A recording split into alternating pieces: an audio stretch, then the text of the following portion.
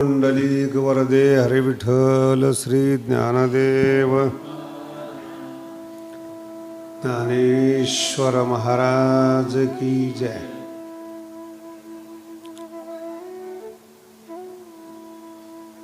आज जो भगवान श्री ज्ञानोबरायांच्या हरिपाठावर चिंतनाचा आपल्या सगळ्याला योग आलेला आहे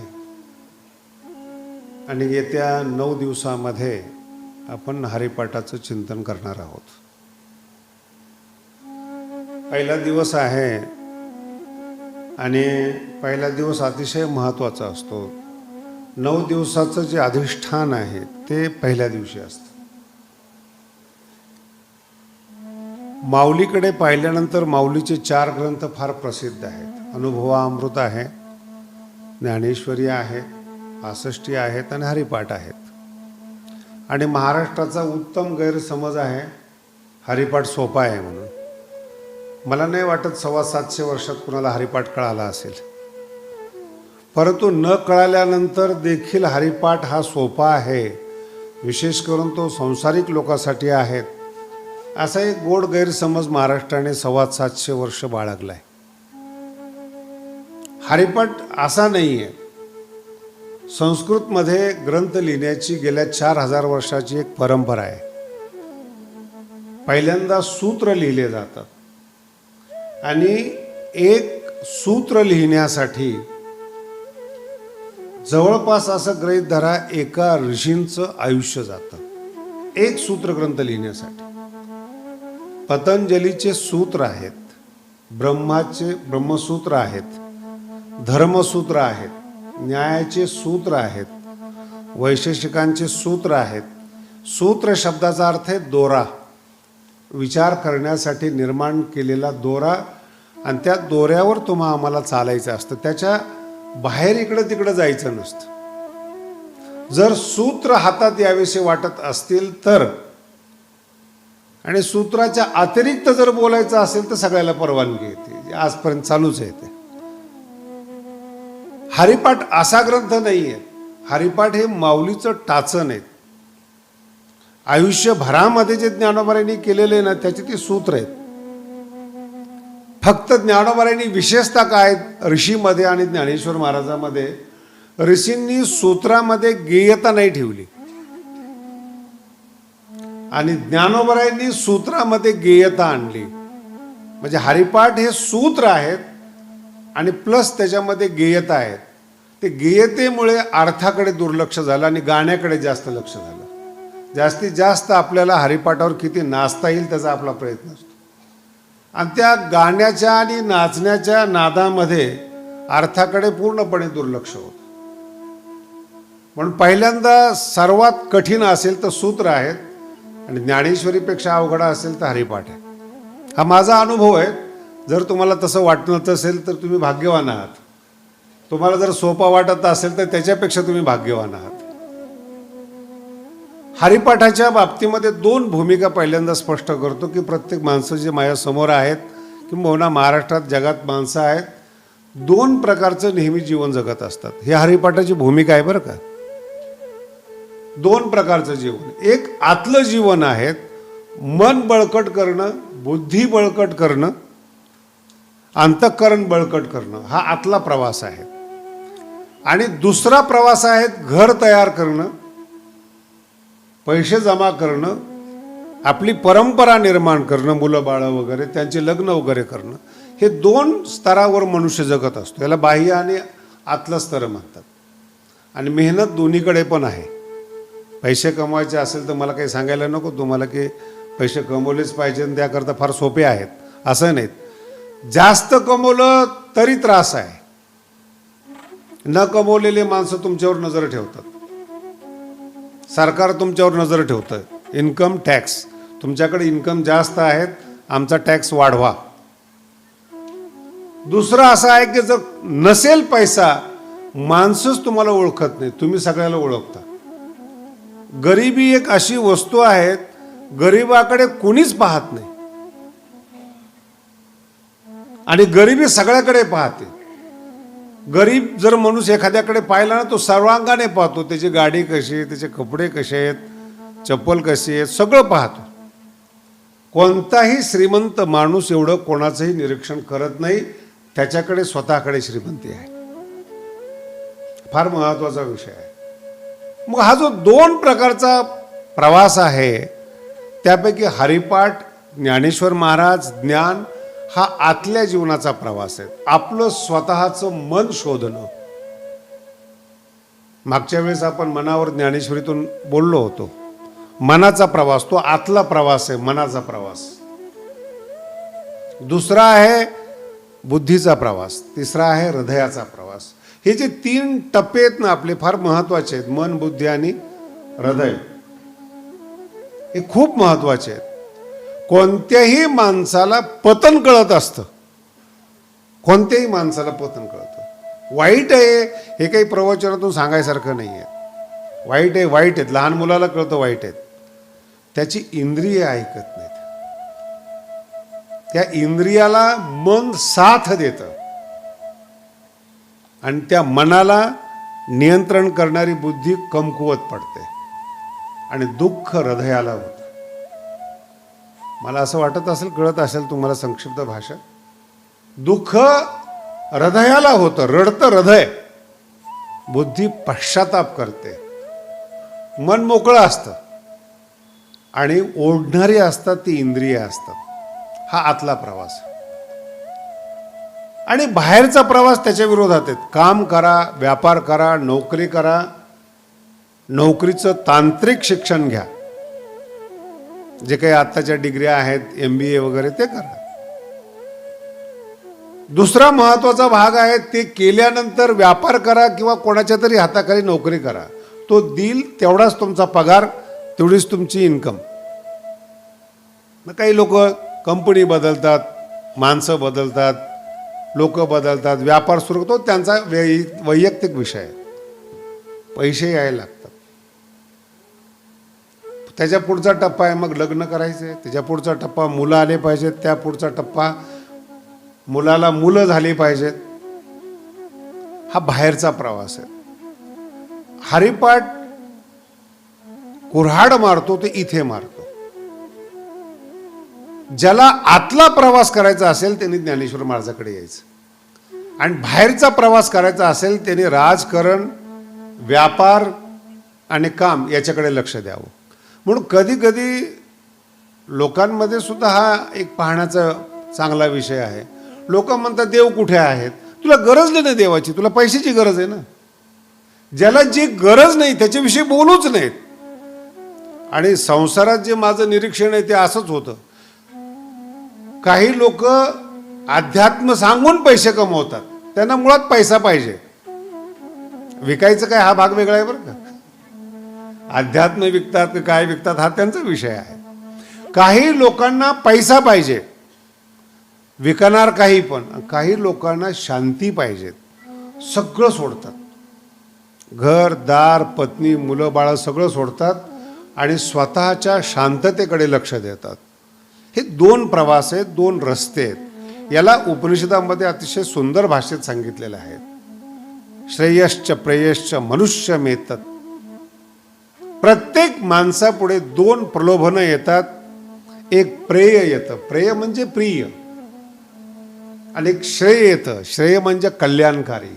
प्रत्येक माणसाकडे 10 रुपये पडलेले आहेत, असं वाटतं घ्यावं, प्रेय आहे. असं वाटतं यांनी काही कल्याण होणार आहे का, असते कोणा गरिबाची द्या सोडून. बऱ्याच ठिकाणी सोनं प्रवासामध्ये आढळतं. एखाद्या ड्रायव्हरला तो पोलीस स्टेशनमध्ये नेऊन जमा करतो, कष्ट करतो, पण त्याला तो श्रेयाचा मार्ग शोधतो. तो चांगला मार्ग कोणता आहे ते पाहतो. काही माणसं पडलेले पैसे नाहीत, घरात जाऊन चोरी करतात, डाका टाकतात. ही माणसं वेगळी. यांना पैसे पाहिजेत. यांना कोण आहे काय. ज्ञानोबांचा खूप गोड शब्द आहेत, देवची खाई विकोनिया. आणि वर्तमान काळात हे इतकं सत्य दिसतं ज्ञानोबांचं. 725 वर्षापूर्वीचं वचन आहे बरं. देवची खाये, देवाला विकून खातो, मंदिराला विकून खातो, जगाला विकून खातो, धर्माला विकून खातो. माणसं वाईट नाही आहेत. ह्या माणसाचा रस्ता प्रेयाकडे जाणार आहे. ज्ञानोबारायांचा रस्ता श्रेयाकडे जाणार आहे. म्हणून हरिपाठाची जी भाषा आहे ना ती वेगळी भाषा आहे. माऊलीची भाषा आहे ना दोन प्रकारची चालते. हरिपाठातली वेगळी आहे आणि ज्ञानेश्वरीची भाषा वेगळी. ज्ञानेश्वरीची भाषा आहे ना आईची भाषा आहे. आईची भाषा आहे, फार गोड भाषा आहे. आई तिरकी जरी बोलली ना तरी कळत नाही मुलाला, ती आईची भाषा आहे. टोमणा मारते आई पण मुलाला कळत नाही. मुलाला कळत नाही हे देखील आईला कळतं, तिलाच आई म्हणावं. आई दुसरी नाही आहे. म्हणून माऊलीच्या दोन्ही भाषेचा अभ्यास करा. वेगळी वेगळी भाषा आहेत. ज्ञानेश्वरी म्हणजे दीजे करीजे घेईजे आदरार्थी भाषा आहे बरं का. असं करू नये तसं करू नये, असं वागावं तसं वागावं, ही माऊलीची भाषा आहेत, आईची भाषा आहे. हरिपाठाची भाषा आहे ना ही पुरुषाची भाषा आहे. आणि पूर्ण हरिपाठामध्ये रे शब्दाचं उच्चारण जास्त आहे बरं का. नामा परते तत्व नाही रे. आता इथं माऊली नाही आहे, ती पुरुषी भाषा झाली. सौम्य बोलतच नाहीत आणि सौम्य बोलणाऱ्याला पुरुष म्हणूच नाही. निसर्गाने त्याच्यामध्ये सौम्यता ठेवलेली नाही. आणायचा प्रयत्न केला तर चुकीचं होईल. चुकीचं होईल, ते किती चुकीचं होईल मला माहिती. जो पुरुष बाईप्रमाणे बोलतो तो आदरणीय नसतो. निसर्गाने निर्माण केलेलं पुरुषत्व आहे, त्याचा उपयोग करा, त्याचं अस्तित्व स्वीकारा. तसं हरिपाठ हा पुरुषी भाषेमध्ये बोलला गेलेला आहे. आणि जागेवर दोन तुकडे. तुम्ही एकच शब्द ऐकलात, नामा परते तत्व नाही रे. नाही आम्हाला नाही ऐकायचं, अन्यथा अनेक पंथा वाया जाशी. काही देणं घेणं नाही त्यांना. सरळ बोललेलं वाया जाशी. याला शाप म्हणा, बोलणं म्हणा, सूचना म्हणा किंवा धोका आहे असं सांगणं म्हणा, ही भाषा आहे हरिपाठाची. म्हणजे आपण जेव्हा ज्ञानेश्वर महाराजांच्या वाणीचा अभ्यास करतो तेव्हा वाणी कशी खोलत जाते तिचा अभ्यास करणं गरजेचं आहे. तो हरिपाठ आहे. म्हणून हरिपाठ हे आतलं जीवन आहे, आतल्या प्रवासाला मार्गदर्शन करणारं जीवन आहे. हरिपाठ शिकल्यानंतर ऐकल्यानंतर किती पैसा मिळाला हा विचार करणाऱ्यासाठी नाही आहे. तुम्ही आयुष्यभर हरिपाठ गा म्हणा, फरक नाही पडत. कारण की हरिपाठात हरिपाठ आयुष्यभर म्हणा असं नाही सांगितलंय, हरिमुखे म्हणा सांगितलंय. फरक लक्षात येतोय. हरिपाठ काय सांगतोय आपल्याला, हरिमुखे म्हणा. तुम्ही हरिपाठ आयुष्यभर म्हणता. ज्ञान आहे. शाळेत किती वर्ष जायचं मुलांनी, याला लिमिट आहे, मर्यादा आहे त्याला. पहिली दुसरी तिसरी एम ए पर्यंत ठीक आहेत. एम ए नंतर जगात कुठलंच कॉलेज नाही आहे. नाही बाई पुढं अभ्यास करायचा आहे मग PhD करा. शब्द लक्षात आला. शिकवणं कुठपर्यंत आहेत, एम ए पर्यंत आहेत, त्याच्या पुढं शिकवणं नाही.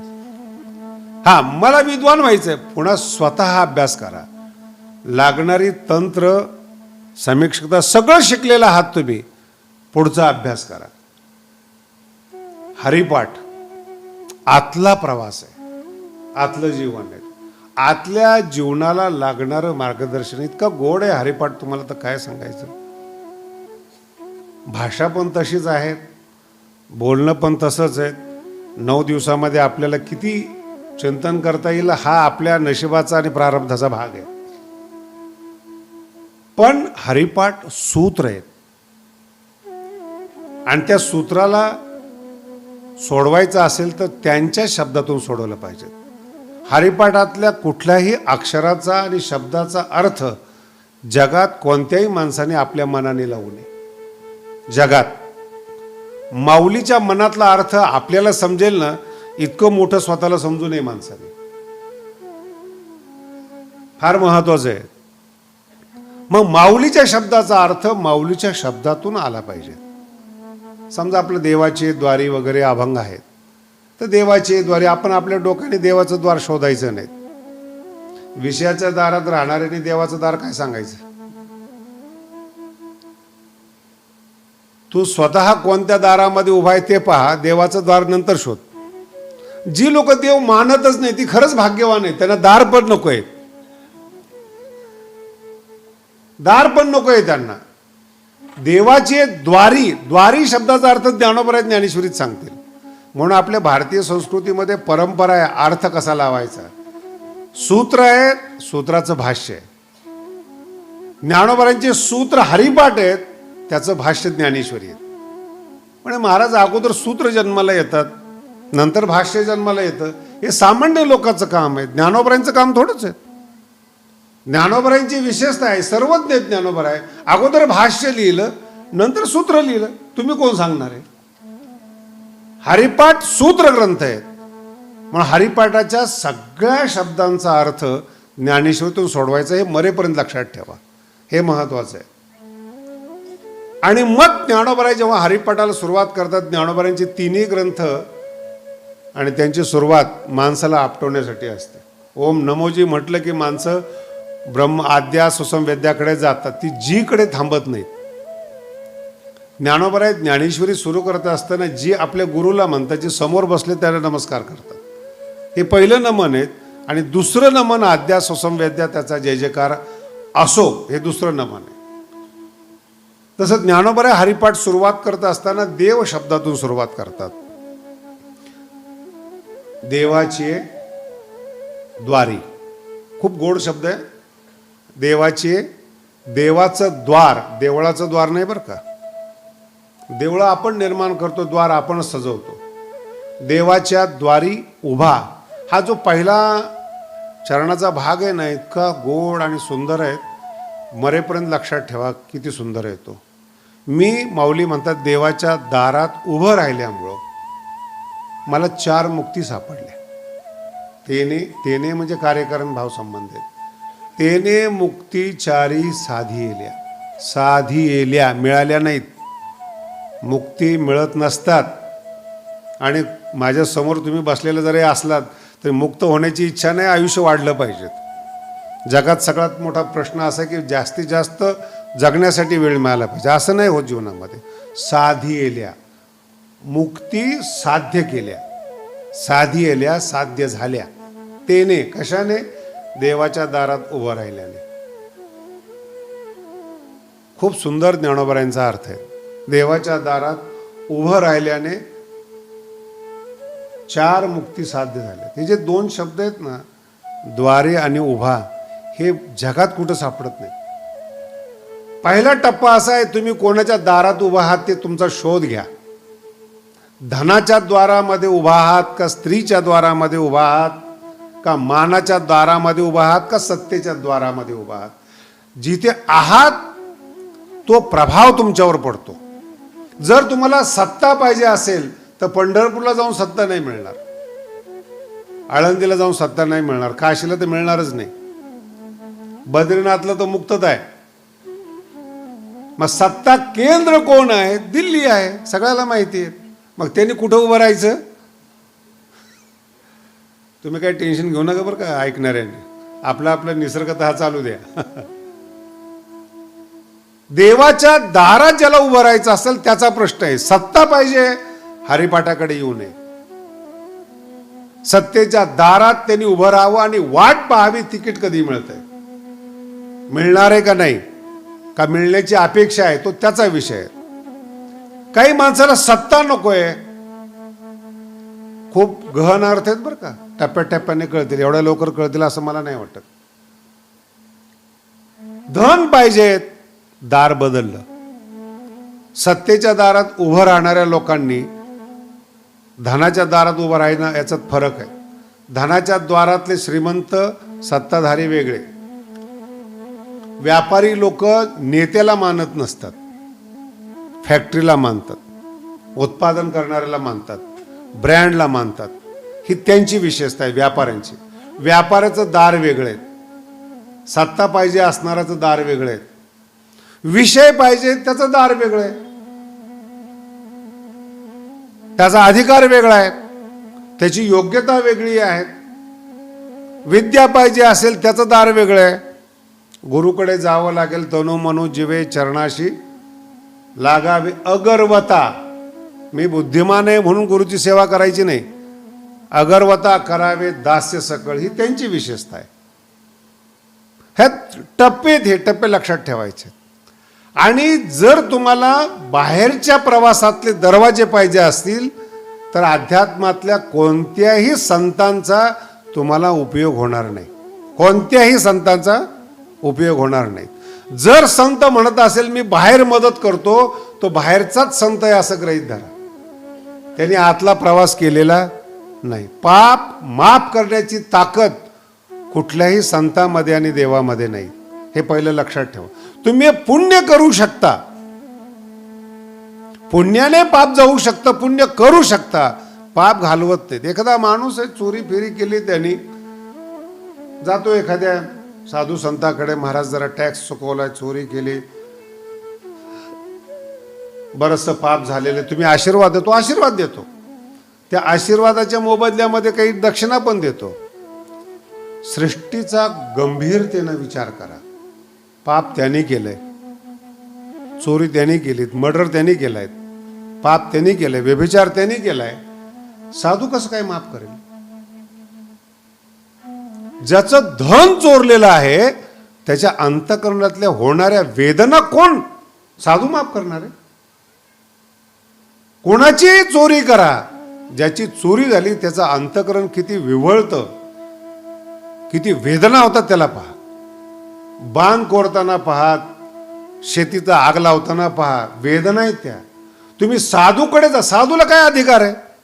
मुळात साधूला संसार करता येत नाही म्हणून साधू झालेला असतो.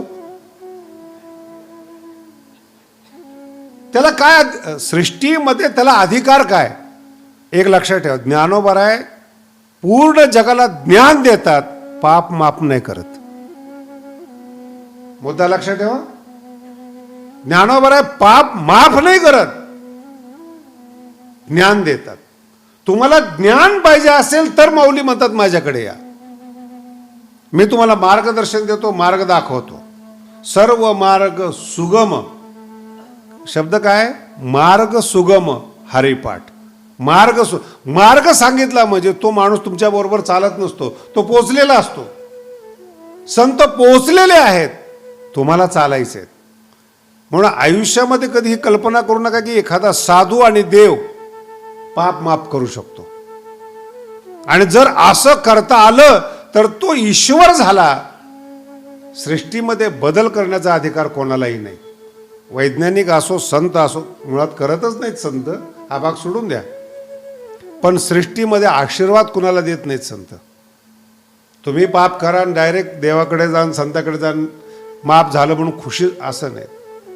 पाप शब्दाचा अर्थही सांगतो तुम्हाला बरं का. कधी कधी या वैज्ञानिक युगामध्ये पापाबद्दल माणसाला खूप म्हणजे नकारात्मक भावना आहे. जगात पाप नसतंच असं म्हणतात. खरं आहे ते. हे लोक असल्यानंतर पापाची गरज काय? पाप न मानणारे, आपण सगळे निरीक्षण करा बरं का, पाप न मानणारे आजपर्यंत यांनी कोणता प्रताप केलाय, कोणतं जगात मोठं कार्य केलं याचा शोध घ्या. जे पाप मानत नाहीत यांनी जीवनात केलं काय ते सांगा. काय कळलं यांना? यांनी विमानाचा शोध घेतला, अंतरिक्षाचा शोध घेतला, ज्ञानेश्वरी लिहिली, गाथा लिहिली, काय केलं या लोकांनी? दुसरा टप्पा, पाप जे मानत नाहीत ना त्यांच्यासाठी एक वेगळा शब्द माऊलीने सांगितलेला आहे. माऊली म्हणतात पाप न मानणाऱ्याला दुःख नाही होत, दुःख गरीबाला होतं. भाषा आडवी तिडवी बरं का, जास्तीत जास्त डोकं लावा. दुःख गरीबाला होतं, पाप करणाऱ्या माणसाला यातना होतात. आणि त्या यातना इतक्या विचित्र असतात. सगळ्या वस्तू समोर आहे आणि माणूस म्हणतो इलाज चालत नाही, त्याचं नाव आहे यातना. जेवढे पापी लोक आहेत यांना विचार करू, तुझं पोरगं का ऐकत नाहीत? अहो सगळ्या सुविधा दिल्या, ऐकत नाही ते, यातना. सगळ्या माणसाला वाटतं माझ्यासारखं माझं पोरगं असावं, यातना. सगळ्या वस्तू आहेत, हॉस्पिटलमध्ये झोपलेल्या आहेत, यातना. दुःख नाही, दुःख गरीबाला असते. हे नाही, ते नाही, घर नाही, आहे सगळं, अनुकूल नाही, त्याचं नाव आहे पाप. सगळं आहे, पापी माणसाकडे सगळं आहे, अनुकूलता नाही, वेदना आहेत.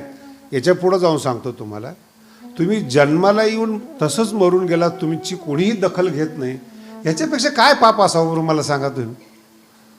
काय यांनी पापाने अजून काय केलं पाहिजे? 700 वर्षापासून देवाच्या द्वारे अभंग टिकला आणि तुमचा कोणता शब्द अजरामर होत नाही, याच्यापेक्षा काय पाप असतं? हयात असे तोपर्यंत जिवंत असणारी माणसं मानतात. ज्यावेळेस तुम्ही इतिहास जमा होता त्यावेळेस तुम्हाला शिव्या दिल्या जातात, तुमची दखल सुद्धा घेत नाहीत. आज 700 कोटी माणसं आहेत जगामध्ये, सगळ्यांची दखल घेतली जाते का? पाप. आणि माऊलींची एक टेक्निक सांगतो तुम्हाला, माऊली फार कठीण आहेत. जेव्हा चांगल्या गोष्टी तुम्ही मानत नाही, ज्ञानोबा म्हणतात न मानण्याचं कारण त्याचं पाप आहे. ज्ञानाला न मानणं हे पाप आहे. चांगल्या गोष्टी आहेत न मानणं हे पाप आहे. पाप वेगळं नाही आहे काही पाप.